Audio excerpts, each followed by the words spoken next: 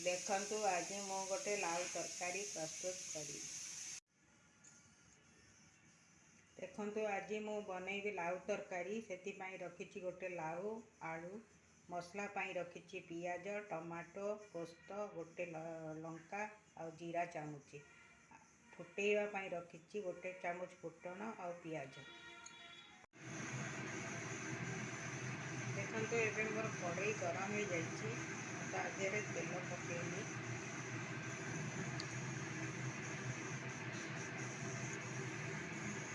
एबे मोर तेल गरम हो जाइछि। मु ता देहरे रखिथिबा लाउ को पकेइली आ आलू को पकेइली।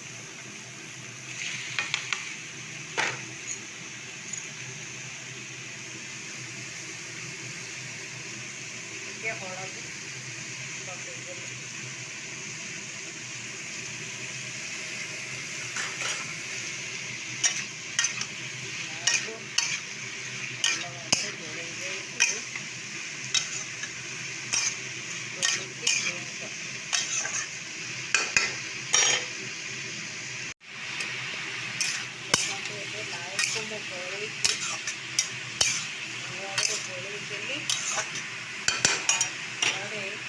चूली की सीम करदेली। किसी समय लाउ को घोड़े रखिदेली सीझा। देखंतु मोर एबे लाउ सीझी जाइछि। देखंतु एबे मोर कड़ाई गरम हो जाइछि। मु ता देहरे 2 चामच तेल पकई देइछि। रखिथिबा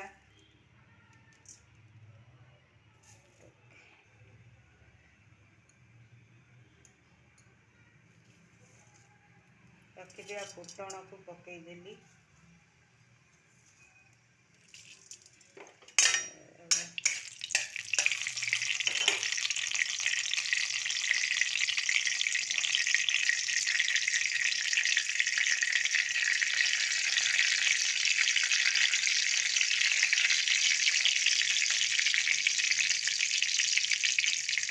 फुटण मोर फुटीगला।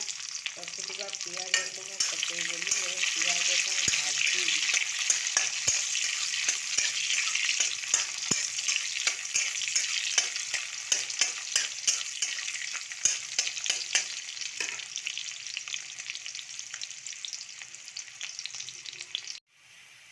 एबे मोर पियाज भाजी जाइछि। रखिथिबा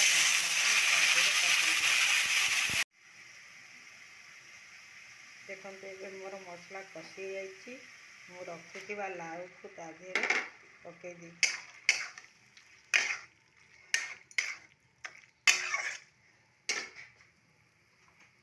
तापरे लूण टिके पकई दउछि।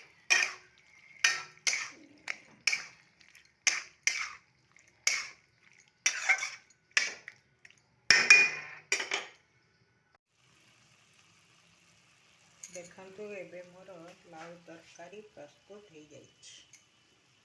आपण माने एमदी थरे लाउ को प्रस्तुत करिवे, खाइबे, बहुत टेस्ट लागिबो। मो चैनल को टिके लाइक सब्सक्राइब करिवे।